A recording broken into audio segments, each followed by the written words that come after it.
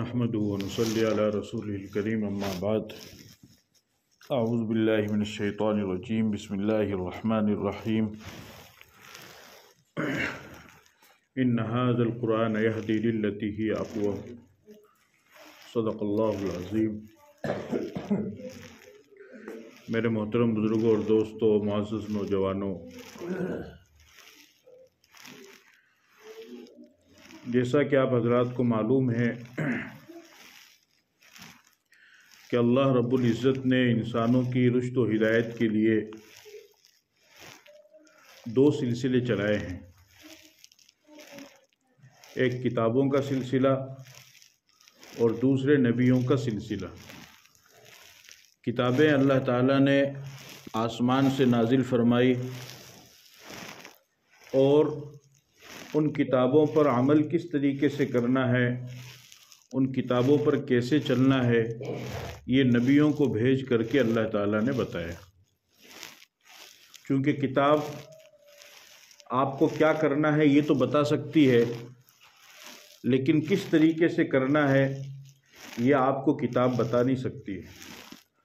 جیسے مثال کے طور پر نماز پڑھنا ہے، نماز فرض ہے، تو کتاب آپ کو یہ تو بتا دے گی کہ نماز تمہارے اوپر فرض ہے، لیکن نماز پڑھنے کا طریقہ کیا ہوگا وہ طریقہ کتاب تمہیں نہیں بتا پائے گی۔ تو اب ضرورت ہے کہ کوئی ایسا انسان ہو، کوئی ایسا آدمی ہو کہ جو اس طریقے کو کر کے دکھائے اور پھر لوگ اس کو دیکھ کر کے اس طریقے کے مطابق نماز پڑھیں۔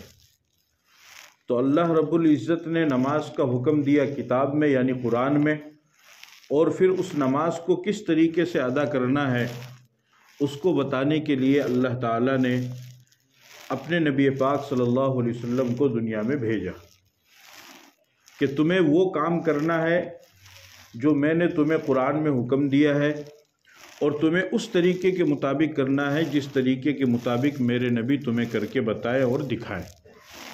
اسی لیے حدیث پاک کے اندر آتا ہے، آپ صلی اللہ علیہ وسلم نے ارشاد فرمایا، رأیتمونی اصلوا کما رأیتمونی اصلی، فرمایا کہ تم اس طریقے سے نماز پڑھو جس طریقے سے تم مجھے نماز پڑھتے ہوئے دیکھ رہے ہو۔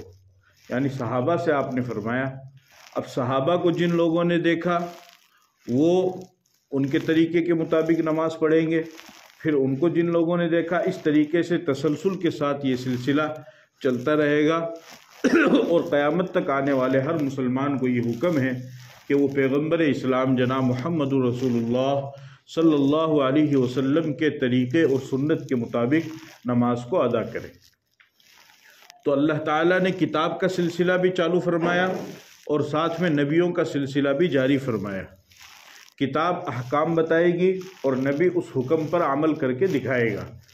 چنانچہ اللہ تعالیٰ نے پچھلے جو پیغمبر گزرے ہیں ان کو بھی کتابیں عطا فرمائی، جیسے اللہ تعالیٰ نے توریت حضرت موسیٰ علیہ السلام کو عطا فرمائی، زبور حضرت داؤد علیہ السلام کو عطا فرمائی، انجیل حضرت عیسیٰ علیہ السلام کو عطا فرمائی، اور اخیر میں اللہ تعالیٰ نے قرآن کریم ہمارے نبی پاک صلی اللہ علیہ وسلم کو عطا فرمایا کہ آپ علیہ السلام کو اللہ تعالیٰ نے قرآن عطا فرمایا، اور قرآن میں اللہ تعالیٰ نے انسانوں کے لیے رشد و ہدایت کا پیغام اور رشد و ہدایت کا سامان اللہ تعالیٰ نے قرآن کریم میں رکھا ہے۔ تو قرآن یہ کسی مولوی کی کتاب نہیں ہے، قرآن یہ کسی عالم کی کتاب نہیں ہے، قرآن یہ کسی ولی کی کتاب نہیں ہے، قرآن یہ کسی صحابی کی کتاب نہیں ہے، قرآن یہ کسی نبی کی کتاب نہیں ہے، بلکہ قرآن یہ اللہ کی کتاب ہے۔ کس کی کتاب ہے؟ اللہ کی کتاب ہے۔ لہذا جو انسان قرآن کو آگے رکھے گا، قرآن کے مطابق اپنی زندگی گزارے گا، قرآن کو اپنے سینے سے لگائے گا، تو اللہ تعالیٰ اس کو دنیا میں بھی اور آخرت میں دونوں جہان میں کامیاب فرمائیں گے۔ اس لیے کہ قرآن یہ کس کی کتاب ہے؟ اللہ تعالیٰ کی کتاب ہے۔ جب آپ تاریخ کا مطالعہ کریں گے تو آپ کو معلوم ہوگا کہ بے شمار لوگ گزرے کہ جنہوں نے قرآن کریم کو اپنے سینے سے لگایا، قرآن کو اپنے دل سے لگایا، تو اللہ تعالیٰ نے انہیں دنیا میں کامیابی عطا فرمائی۔ لہٰذا آج ہمیں بھی اگر کامیابی چاہیے تو ہمارا یہ فرض ہے کہ ہم قرآن کریم کو، اللہ کی کتاب کو اپنے سینے سے لگائیں اور اس کی حفاظت کریں، اس کی تلاوت کریں اور اس پر عمل کریں۔ حدیث پاک کے اندر نبی پاک صلی اللہ علیہ وسلم نے اس کی بے شمار فضیلت بیان فرمایا ہے۔ چنانچہ قرآن کریم کے بارے میں نبی پاک صلی اللہ علیہ وسلم نے حدیث میں ارشاد فرمایا، من قرأ حرفا من کتاب اللہ تعالی فلہ حسنۃ والحسنۃ بعشر امثالها لا اقول الف لام میم حرف ولكن اقول الف حرف ولام حرف ومیم حرف۔ کہ آپ علیہ الصلوۃ والسلام نے ارشاد فرمایا کہ جس نے قرآن کریم میں سے ایک حرف پڑھا تو اللہ تعالیٰ ایک حرف پڑھنے پر اس کو 10 نیکیاں عطا فرماتے ہیں۔ اور آپ نے فرمایا کہ میں یہ نہیں کہتا کہ الف لام میم ایک حرف ہے، بلکہ الف ایک حرف ہے اور لام ایک حرف ہے اور میم ایک حرف ہے۔ تو گویا کہ جس نے الف لام میم پڑھا تو اس کو کتنی نیکیاں مل گئی؟ اس کو 30 نیکیاں مل گئی۔ الف کی 10 نیکی، لام کی 10 نیکی اور میم کی 10 نیکی۔ اس طریقے سے جو انسان قرآن کریم کو پڑھتا رہے گا تو اللہ پاک اس کو ایک حرف پڑھنے پر 10 نیکیاں عطا فرمائیں گے، اور جب وہ قرآن کو پڑھے گا تو اس میں ہزاروں حرف وہ پڑھے گا تو گویا کہ لاکھوں کی تعداد میں نیکیاں انسان کو مل جائے گی۔ نیکیوں کا کیا کرنا ہے؟ نیکیوں کی ضرورت ہمیں اس وقت محسوس ہوگی جب ہمیں نیکیوں کی ضرورت پڑے گی۔ جس طریقے سے دنیا ہے تو دنیا کی کرنسی ہے روپیہ پیسہ، اسی طریقے سے آخرت کی کرنسی ہے نیکیاں۔ جس طریقے سے دنیا میں زندگی گزارنے کے لیے انسان کو روپے پیسے کی ضرورت پڑتی ہے، اس طریقے سے آخرت میں کامیاب ہونے کے لیے انسان کو نیکیوں کی ضرورت پڑے گی۔ جس طریقے سے دنیا میں آپ کسی بھی کام میں چلے جائیں، کسی بھی میدان میں چلے جائیں، بغیر روپیہ پیسہ کے کوئی کام نہیں ہوتا ہے، کچھ بھی نہیں ہوتا ہے۔ بچوں کو اسکول میں ڈالنا ہے تو اسکول والے فیس مانگتے ہیں، ان کو پیسہ چاہیے۔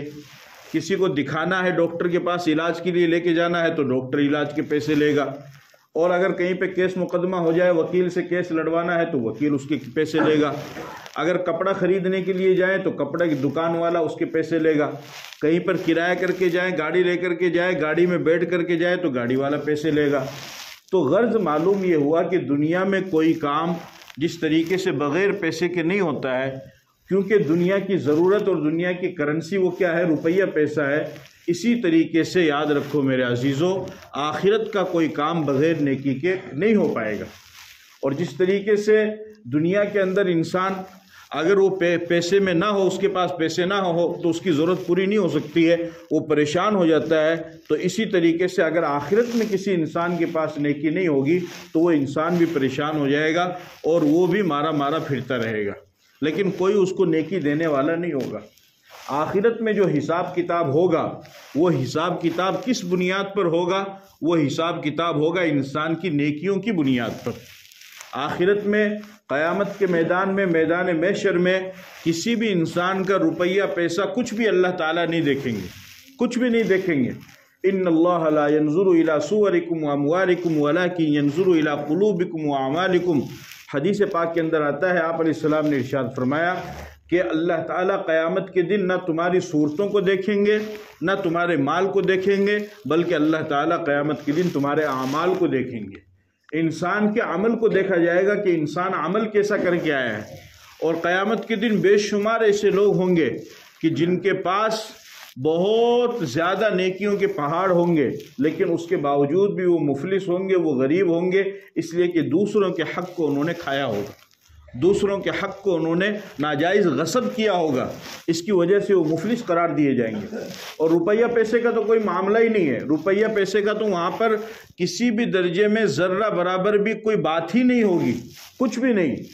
بلکہ اگر ساری زمین و آسمان کو، قرآن کریم میں اللہ تعالیٰ فرماتے ہیں ان الذين كفروا وماتوا وهم كفار فلن يقبل من احدهم ملء الارض ذهبا ولا يفتدى به، کہ غیر ایمان والا اگر قیامت کے دن اللہ پاک کو یہ کہے کہ اللہ یہ زمین و آسمان سے بھر کر کے، پورے زمین سے لے کر آسمان تک بھر کر کے سونا اور چاندی لے لیجئے اور مجھے جنت دے دیجئے، پھر بھی اللہ پاک اس کو جنت نہیں دیں گے، اس لیے کہ جنت میں جانے کے لیے ایمان کا ہونا ضروری ہے۔ کس کا ہونا ضروری ہے؟ ایمان کا ہونا ضروری ہے۔ تو روپیہ پیسہ، سونا چاندی تو وہاں پر کچھ بھی کام نہیں آئے گا۔ وہاں پر قیامت کے دن اللہ تعالیٰ جو دیکھیں گے وہ صرف اور صرف انسان کی نیکیوں کو دیکھیں گے۔ من بطأ به عمله لم يسرع نسبه، جو انسان اپنے عمل کی وجہ سے قیامت کے دن پکڑا جائے گا تو اس کا نسب، حسب، اس کا خاندان اس کو آگے نہیں بڑھا سکتا ہے کہ بھئی میں اتنے پیسے والا ہوں، میں اتنے بڑے خاندان والا ہوں، میں اتنے بڑے پریوار والا ہوں، میں اتنے بڑے باپ کا بیٹا ہوں، میرے باپ کی اتنی جائیدادیں ہیں، میرے باپ کی اتنی زمینیں ہیں، میرے باپ کے اتنے پلاٹ ہیں، میرے باپ کی اتنی دکانیں ہیں، میرے باپ کے پاس اتنا بینک بیلنس ہے کہ کچھ نہیں۔ یہ بتاؤ عمل کیسا کر کے آئے ہو؟ یہ بتاؤ عمل کیسا کر کے آئے ہو؟ اگر عمل اچھا ہوگا، اگر نیکی میں زندگی گزاری ہوگی، قرآن کے مطابق اور حدیث کے مطابق زندگی گزاری ہوگی، سنت کے مطابق زندگی گزاری ہوگی تو وہ انسان کامیاب ہوگا۔ اور اگر عمل صحیح نہیں ہوگا تو چاہے مال و دولت اس کے پاس میں کتنا ہی کیوں نہ ہو، پھر بھی وہ انسان ناکام ہو جائے گا، اس وجہ سے کہ نیکیاں اس کے پاس میں نہیں ہیں۔ اور یہ نیکی آپ کو کہاں پر کمانا ہے؟ یہ نیکی اسی دنیا کے اندر رہ کر کے آپ کو کمانا ہے۔ اس دنیا کو چھوڑ کر کے جب آپ چلے جائیں گے اس کے بعد پھر نیکی کمانے کا موقع آپ کے پاس میں نہیں رہے گا۔ ہاں، آپ کی اولاد آپ کے ایصال ثواب کے لیے کچھ کرے، آپ کی اولاد آپ کے ایصال ثواب کے لیے کچھ کرے تو وہ ایک الگ چیز ہے۔ جیسے آپ کے والد دنیا سے چلے گئے، آپ کی ماں دنیا سے چلی گئی، آپ کا دادا دنیا سے چلا گیا، آپ کی دادی دنیا سے چلی گئی، آپ کے نانا نانی کا انتقال ہو گیا، وہ دنیا سے چلے گئے۔ اب ان کے ایصال ثواب کے لیے آپ کچھ کرتے ہیں، مسجد میں تعاون کرتے ہیں، یا مدرسے میں تعاون کرتے ہیں، یا مدرسے میں پڑھنے والے معصوم بچوں کی امداد کرتے ہیں، ان کے لیے آپ صدقہ خیرات کرتے ہیں، یا ان کے لیے کپڑوں کا انتظام کرتے ہیں، کھانے پینے کا انتظام کرتے ہیں، یا کسی بھی طریقے سے آپ ان کی مدد کرتے ہیں، تو اس کا ثواب اس مرحوم کو ضرور پہنچے گا۔ لیکن نیکی کمانے کا جو اصل زمانہ ہے وہ انسان کی یہ زندگی ہے۔ جب یہ زندگی ختم ہو جائے گی پھر انسان نیکی نہیں کما پائے گا، پھر اس کے عمل کا سلسلہ ختم۔ اب اس نے اس زندگی کے اندر جو کچھ اچھا یا برا کیا ہے اس کا صلہ اور اس کا بدلہ اللہ اس کو دیں گے، اس کا صلہ اور اس کا بدلہ اللہ پاک اس کو دیں گے۔ اگر اس نے اچھا کیا ہے تو اچھا صلہ اللہ تعالیٰ اس کو عطا فرمائیں گے، اور اگر اس نے برا کیا ہے تو اس کی برائی کے مطابق اس کے گناہوں کی سزا بھی اللہ تعالیٰ اس کو عطا فرمائیں گے۔ تو یہ دنیا جو ہے یہ نیکی کمانے کا گھر ہے، تو نیکیوں کی ضرورت ہمیں پڑے گی آخرت میں۔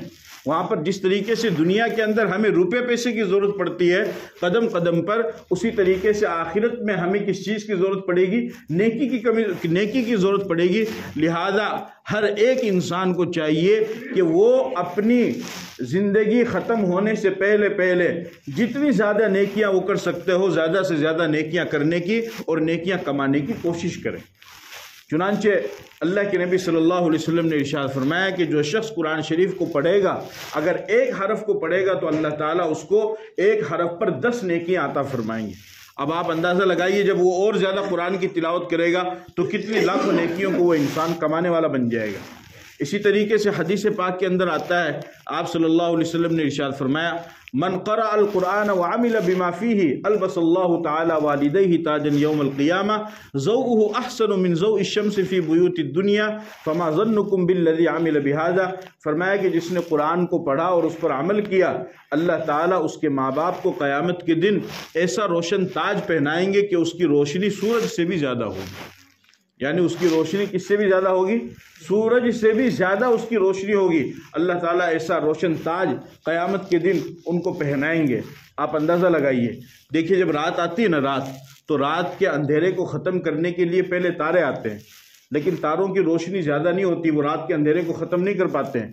پھر اس کے اندھیرے کو ختم کرنے کے لیے کچھ دیر کے بعد میں چاند آتا ہے، تو چاند کی روشنی بھی زیادہ نہیں ہوتی ہے، وہ بھی اس کے اندھیرے کو ختم نہیں کر پاتا ہے۔ پھر جب صبح کا وقت آتا ہے تو پھر اس کے بعد میں سورج نکلتا ہے۔ سورج نکلنے کے بعد اب مکمل طور پر اندھیرا چھٹ جاتا ہے اور چاروں طرف ہر جگہ روشنی ہی روشنی ہو جاتی ہے، یہاں تک کہ سورج نکلنے کے بعد معمولی سی چیز یعنی سوئی بھی اگر آپ کو تلاش کرنی ہو تو تلاش کرنی آپ کے لیے آسان ہو جائے گی۔ اور سورج نکلنے کے بعد دنیا کی جتنی بھی لائٹیں ہیں وہ ساری کی ساری لائٹیں بند ہو جاتی ہے۔ کیوں کہ بھائی اب سب سے بڑی روشنی والا سورج وہ نکل چکا ہے، اب ان چھوٹے موٹے روشنیوں کی اور ان لائٹوں کی ضرورت نہیں ہے۔ اللہ کے نبی صلی اللہ علیہ وسلم نے ارشاد فرمایا کہ جو انسان قرآن کو پڑھے گا، اس پر عمل کرے گا، اللہ تعالیٰ قیامت کے دن اس کے ماں باپ کو ایسا روشن تاج پہنائیں گے کہ اس کی روشنی سورج سے بھی زیادہ ہوگی۔ اس کی روشنی کس سے زیادہ ہوگی؟ سورج سے بھی زیادہ ہوگی۔ تو اب آپ یہ اندازہ لگائیے کہ جو خود حافظ قرآن ہوگا، جو خود قرآن کو اپنے سینے کے اندر اتارنے والا ہوگا، اس کو کتنا بڑا مقام اللہ تعالیٰ عطا فرمائیں گے اور اس کا کتنا بڑا درجہ اللہ تعالیٰ عطا فرمائیں گے۔ اسی طریقے سے حدیث پاک کے اندر آتا ہے، نبی پاک صلی اللہ علیہ وسلم نے ارشاد فرمایا، من قرأ القرآن فاستظہرہ فاحل حلالہ وحرم حرامہ ادخلہ اللہ الجنة البتہ وشفعہ فی عشرۃ من اہل بیتہ کلہم قد وجبت لہم النار۔ آپ علیہ الصلوۃ والسلام نے ارشاد فرمایا کہ کل قیامت کے دن میدان محشر میں ایسے 10 آدمی جن کے لیے جہنم کا فیصلہ ہو چکا ہوگا، جن کے لیے جہنم کا فیصلہ ہو چکا ہوگا، اللہ تعالیٰ کی طرف سے فیصلہ ہو گیا ہے کہ اب ان کو جہنم کے اندر ڈالنا ہے، اب یہ جہنم کے اندر ہی جائیں گے، لیکن بات یہ ہے کہ ان کے خاندان میں انہوں نے ایک بچے کو قرآن کا حافظ بنایا۔ دھوبیوں کا پریوار ہے، انہوں نے اپنے پریوار میں ایک بچے کو قرآن کا حافظ بنایا۔ چوبدار ہیں، چوبداروں نے اپنے پریوار میں ایک بچے کو قرآن کا حافظ بنایا۔ منیاروں نے اپنے پریوار میں ایک بچے کو حافظ قرآن بنایا۔ نیلگروں نے، کھتریوں نے، اس طریقے سے جتنے بھی پریوار ہیں، برادریاں ہیں، خاندان ہیں، ان خاندان والوں نے اپنے پریوار کے ایک بچے کو قرآن کا حافظ بنایا ہے۔ تو جتنے بھی لوگ ہوں گے، جو دوسرے لوگ ہوں گے، وہ مزدور ہے، مزدور اگر نیک ہے تو وہ اپنی نیکی کی وجہ سے مزدور اکیلا جنت میں چلا جائے گا۔ اگر ڈاکٹر ہے تو ڈاکٹر اپنی نیکی کی وجہ سے اکیلا جنت میں چلا جائے گا۔ اگر کوئی وکیل ہے تو وکیل اپنی نیکی کی وجہ سے اکیلا جنت میں چلا جائے گا۔ کام کرنے والا، ریڑھی لگانے والا، پھل بیچنے والا، فروٹ بیچنے والا، ٹیمپو چلانے والا، جو بھی ہے، جس لائن سے بھی ہے، وہ اپنی نیکی کی وجہ سے اکیلا جنت میں چلا جائے گا۔ لیکن جس پریوار نے اپنے پریوار میں ایک بچے کو قرآن کا حافظ بنا دیا، اپنے پوتے کو بنا دیا، اپنے بھتیجے کو بنا دیا، اپنے بھانجے کو بنا دیا، تو وہ اکیلا حافظ قرآن جنت میں نہیں جائے گا۔